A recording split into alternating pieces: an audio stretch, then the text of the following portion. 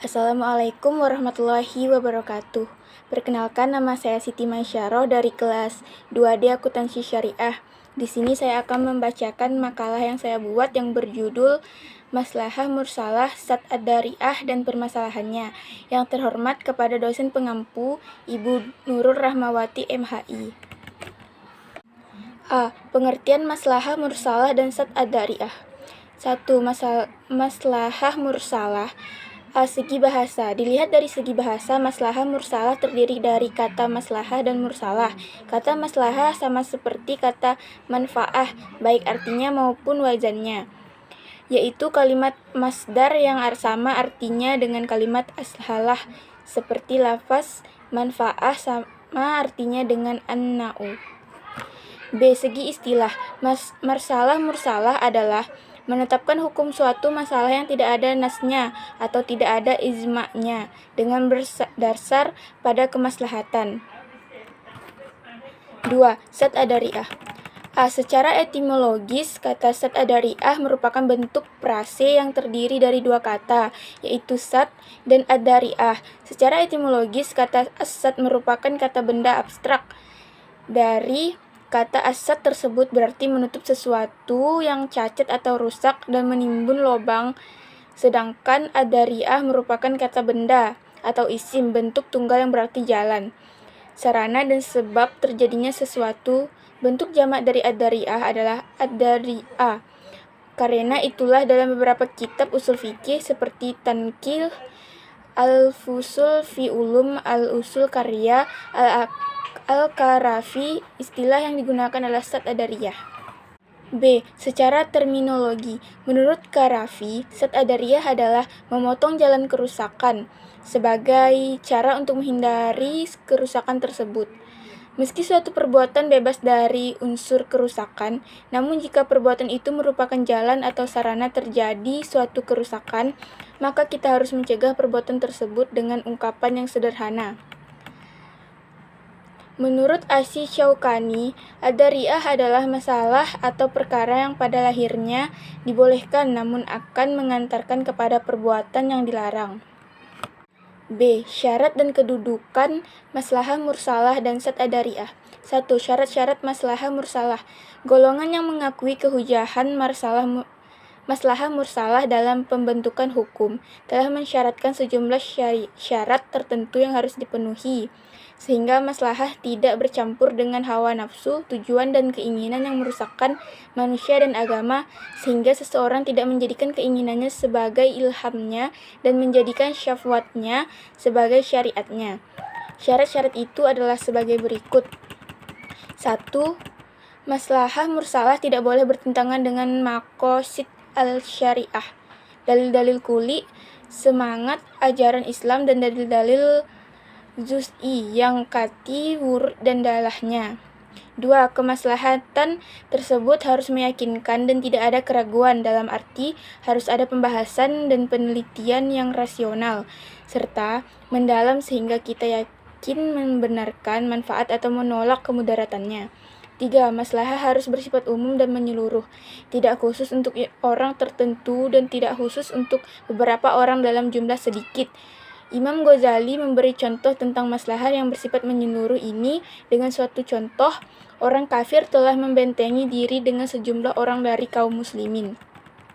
Apabila kaum muslimin dilarang membunuh mereka demi memelihara kehidupan orang Islam yang membentengi mereka, maka orang kafir akan menang dan mereka akan memusnahkan kaum muslimin seluruhnya.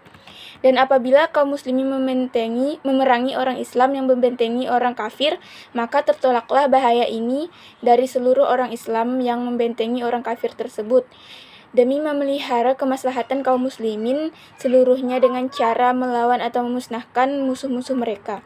4. Maslahah itu bukan maslahah yang tidak benar, di mana nas yang sudah ada tidak membenarkannya dan tidak menganggapnya salah. 2. Kedudukan maslahah mursalah. Tidak dapat disangkal bahwa di dalam kalangan mazhab usul al-fiqih memang terdapat perbedaan-perbedaan pendapat tentang kedudukan maslahah mursalah dan kehujatannya dalam hukum Islam, baik yang menerima maupun menolak. Imam Malik beserta penganut mazhab Maliki adalah kelompok yang jelas menggunakan maslahah mursalah sebagai metode ijtihad. Imam Muhammad Abu Zahra bahkan menyebutkan bahwa Imam Malik dan pengikutnya merupakan mazhab yang mencanangkan dan menyuarakan maslahah mursalah sebagai dalil hukum dan hujjah syariah. 3. Syarat-syarat Sat Adariyah. Ada standar dan batasan-batasan yang harus diperhatikan sehingga piranti tersebut tetap berjalan dan dengan tujuan dasar diturunkannya hukum syariah. Setidaknya ada 5 poin yang dianggap sebagai standar dan syarat realisasi Sat Adariyah, yaitu 1. Mafsadah, yang ditimbulkan jauh lebih besar dibandingkan dengan maslahah yang didapatkan. 2. Tidak bertentangan dengan maqasid syariah. 3. Tidak bertentangan dengan prinsip dasar dan kaidah umum syariah. 4. Tidak menggugurkan hak yang telah ditetapkan syariah. 5. Ketetapan hukum pada syarat tersebut tidak menjurus pada keterbelakangan dan kemunduran umat. 3. Kedudukan Sat Adariyah dalam syariah. Imam Malik dan Ahmad bin Hanbal menjadikan jariyah sebagai dalil hukum syara', sedangkan Imam Syafi'i dan Abu Hanifah terkadang menjadikannya menjadi dalil, tetapi pada waktu yang lain menolaknya sebagai dalil.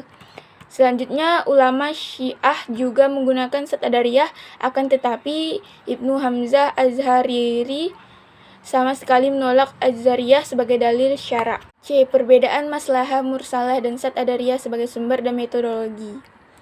1. Kehujatan maslahah mursalah. Terdapat perbedaan pendapat di antara ulama tentang maslahah mursalah.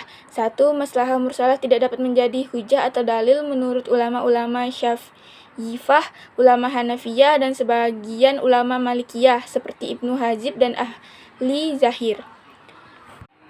2. Maslahah mursalah dapat menjadikan hujah atau dalil menurut sebagian ulama Imam Maliki dan sebagian ulama Syafi'i, tetapi harus memenuhi syarat-syarat yang telah ditentukan oleh ulama-ulama usul. 2. Kehujahan Sat Azariyah. Perbuatan mubah yang apabila dilakukan bisa menjerumuskan kepada kemaksiatan terbagi menjadi 1. Kecil kemungkinan menjerumuskan ke dalam kemaksiatan, seperti melihat wanita yang dihitbah. Dalam hal ini para ulama sepakat dan akan kebolehannya. 2. Besar kemungkinan menjerumuskan ke dalam kemaksiatan, seperti menjual senjata pada saat ada perkelahian. 3. Menjerumuskan ke dalam kemaksiatan jika diselewengkan, seperti orang yang menikah dengan wanita yang sudah dicerai 3 kali agar bisa dinikahi kembali oleh mantan suaminya. Poin kedua dan ketiga, para ulama berbeda pendapat. Menurut ulama Hambali dan Maliki, perbuatan di poin kedua dan ketiga tidak boleh dilakukan dengan alasan bahwa sesuatu yang mubah harus dilarang jika membuka jalan ke arah kemaksiatan. Hal ini didasarkan pada hadis Nabi. Barang siapa yang berputar-putar di sekitar larangan Allah, ia akan terjatuh ke dalamnya. Menurut ulama Syafi'i dan Zahiri, perbuatan di poin kedua dan ketiga boleh dilakukan. Mereka beralasan bahwa perbuatan yang pada asalnya mubah harus diperlakukan mubah, tidak bisa menjadi haram hanya karena ada kemungkinan menjerumuskan ke dalam kemaksiatan. Sekian presentasi yang dapat saya sampaikan, kurang dan lebihnya saya mohon maaf. Wabillahi taufiq wal hidayah. Assalamualaikum warahmatullahi wabarakatuh.